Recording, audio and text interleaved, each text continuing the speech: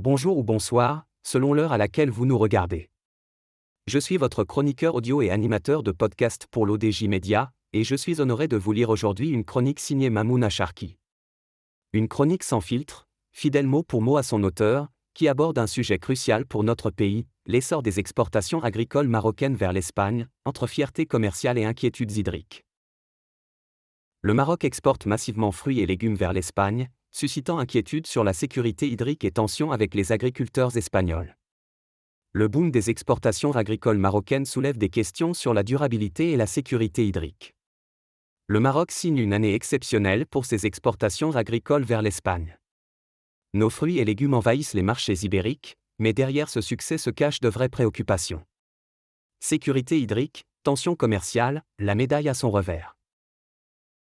L'auteur ajoute qu'en 2024, les exportations marocaines de fruits et légumes vers l'Espagne ont explosé. Tomates, courgettes, oranges, tout part comme des petits pains. Ce dynamisme, porté par la compétitivité de nos agriculteurs et les besoins du marché européen, fait la fierté du secteur. Mais ce boom s'accompagne de critiques, notamment du côté espagnol, où les agriculteurs dénoncent une concurrence jugée déloyale. L'auteur affirme que ce succès à l'export met en lumière la force de notre agriculture, mais il pose aussi la question de la durabilité. L'agriculture marocaine est très gourmande en eau, une ressource qui devient rare à cause du changement climatique et de la sécheresse persistante. De plus, répondre à la demande européenne implique souvent d'intensifier la production, au risque d'épuiser nos nappes phréatiques.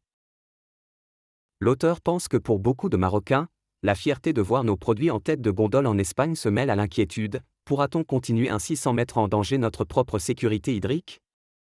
En Espagne, la grogne monte.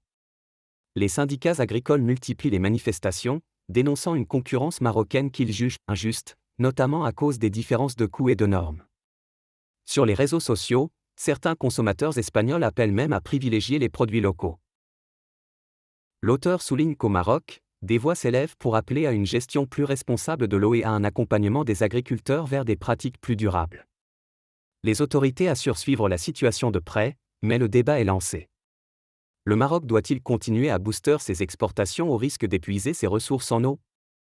Les tensions avec les agriculteurs espagnols vont-elles s'apaiser ou se durcir ? L'auteur conclut en affirmant qu'une chose est sûre, l'agriculture marocaine est à la croisée des chemins.